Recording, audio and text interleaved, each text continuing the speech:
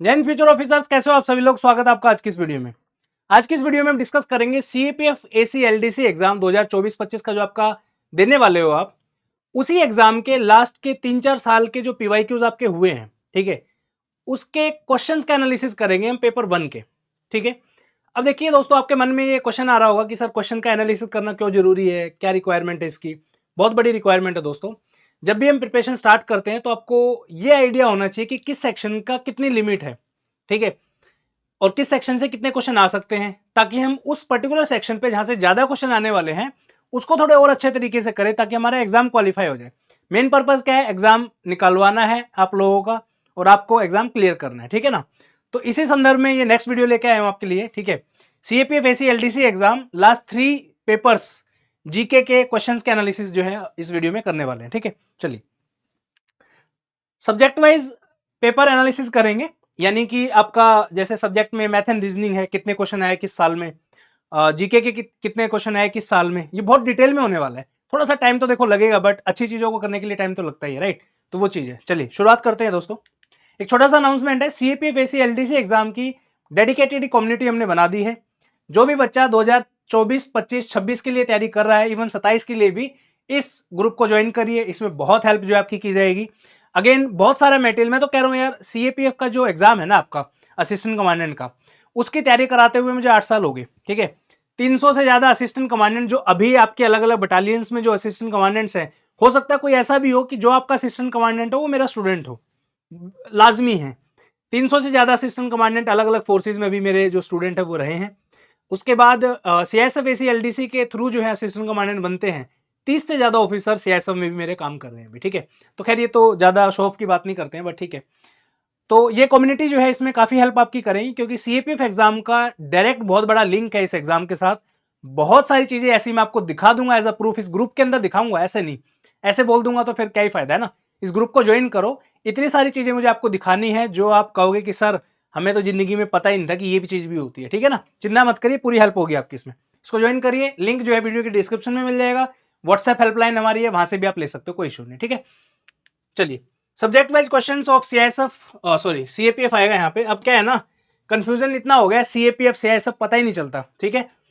CAPF AC LDC exam from 2016 to 2023, इन जितने भी पिछले साल, अब आप कहोगे कि सर ये तो 7-8 साल हो गए, बट ऐसा नहीं है।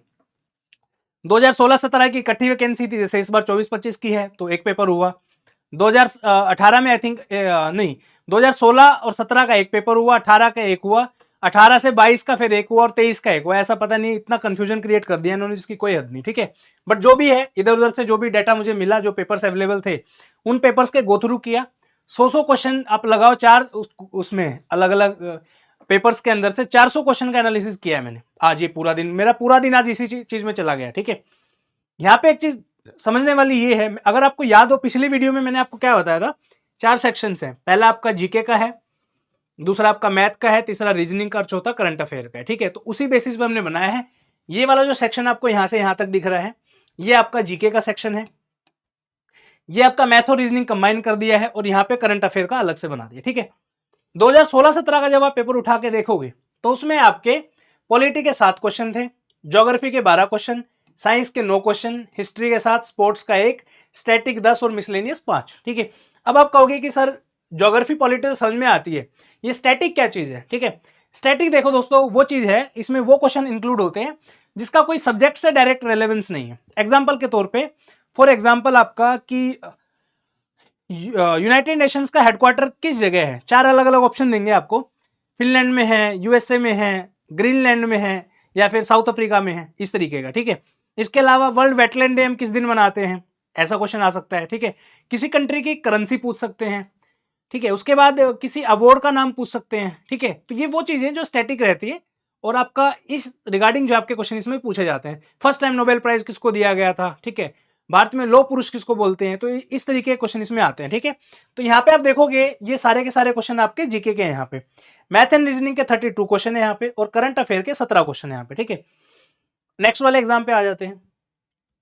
यहाँ पे पॉलिटी 7 से घटा के 5 कर दिया, ज्योग्राफी बिल्कुल आधी कर दी, ठीक है। साइंस भी बिल्कुल खत्म कर दी, 2 क्वेश्चन दिए।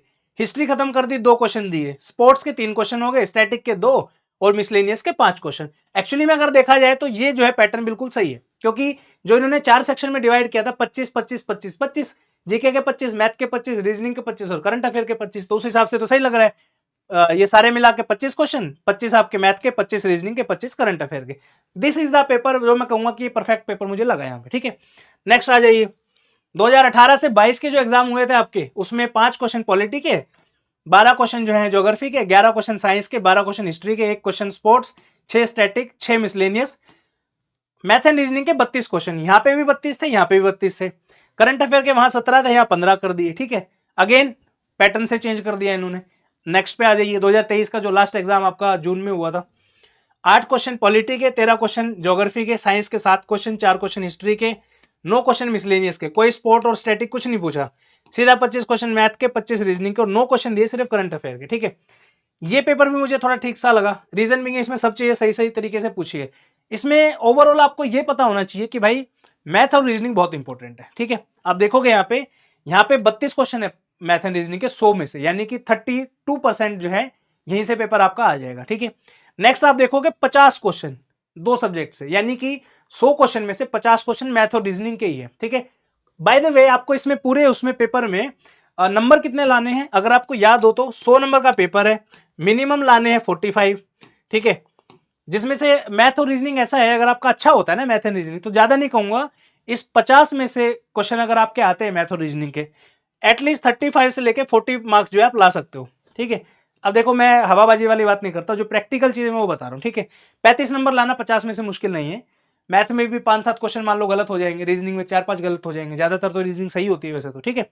तो 35 मार्क्स आप यहाँ से इजीली ला सकते हो, ठीक है। उसके बाद आता है आपके फिर करंट अफेयर और ये सब चीजें, ठीक है। स्टैटिक में जैसे ज्योग्राफी है, ज्योग्राफी में जो चीजें हैं वो सब हमने कवर करी हैं, ठीक है। अगर आप खुद से पढ़ रहे हो तो उसके लिए बुक लिस्ट में एक अलग से जो है वीडियो लाने वाला हूँ। नेक्स्ट वीडियो जो है आपकी वो बुक लिस्ट के ऊपर ही होगी कि रिसोर्सेज हमें क्या क्या फॉलो करने चाहिए, ठीक है। अगर आप कोचिंग अफोर्ड कर सकते हो तो आप ज्वाइन कर सकते हो, कोई इशू नहीं है, ठीक है। अगर आपको ये है कि नहीं सर मैं तो सेल्फ स्टडी करूंगा, ठीक है, तो प्लीज सेल्फ स्टडी करिए, पर मेहनत करो। रीजन बीइंग वैकेंसी इतनी ज्यादा है, आप अच्छे से अगर मेहनत कर लोगे तो आपका एग्जाम का सिलेक्शन हो जाएगा, ठीक है। और जो लोग कोचिंग अफोर्ड कर सकते हैं, जिनको लगता है कि सर टाइम कम है और आपके रिसोर्सेज से हम पढ़ना चाहते हैं ताकि टू द पॉइंट डायरेक्शन मिल जाए, तो वो लोग जो हमारा कोर्स ज्वाइन कर सकते हो। ये आपका पेपर 1 और पेपर 3 का कोर्स है। इसमें आपका पेपर 1 में GK, math, reasoning, current affair, test series वगैरह सब है। इधर आपका पेपर 3 का है, लाइव क्लासेस होंगी, ऐसे की प्रैक्टिस होगी अलग से, डेडिकेटेड व्हाट्सएप ग्रुप होगा। पेपर 3 की टेस्ट सीरीज होगी अलग से, पूरा फुल लेंथ वाली 100 क्वेश्चन वाली, कम से कम 5-6 टेस्ट इसमें होंगे, ठीक है। तो पेपर 3 और इनमें सब में प्रॉपर एक्सपर्ट बना देंगे, आपको चिंता करने की आवश्यकता नहीं। कोर्स ज्वाइन करने के लिए वीडियो की डिस्क्रिप्शन चेक कर सकते हो, या फिर डायरेक्टली स्टडी फंड ऐप पे भी जा सकते हो, और ये व्हाट्सएप से भी इंक्वायरी आप कर सकते हो। व्हाट्सएप का नंबर लिख देता हूँ यहाँ पे, ठीक है। तो यहाँ पे भी आप इंक्वायरी कर सकते हो। अगर आपका पेपर 1 रेडी है, पेपर 2 रेडी है, तो सिर्फ अगर आप पेपर 3 अगर मुश्किल लगता है तो आप ये भी ज्वाइन कर सकते हो। पेपर 3 का डिस्क्रिप्टिव कोर्स जो है complete, again live classes, essay practice, test discussion, dedicated WhatsApp group और टेस्ट सीरीज विद इवैल्यूएशन, ये सब कुछ आपको मिल जाएगा। इसमें जो है आपका क्लासेस जो है 11 मार्च से शुरू हो रही है, ठीक है। 11 मार्च से शुरू है, 10 अप्रैल तक पूरा कोर्स खत्म कर देंगे, 1 महीने का टाइम है सिर्फ। इसमें आपके एसे की जो प्रैक्टिस जो हमने बताई थी ना यहाँ पे, ऐसे वाली प्रैक्टिस ये भी हो जाएगी, और 1 से 2 फुल लेंथ टेस्ट भी हो जाएगा आपका, ठीक है।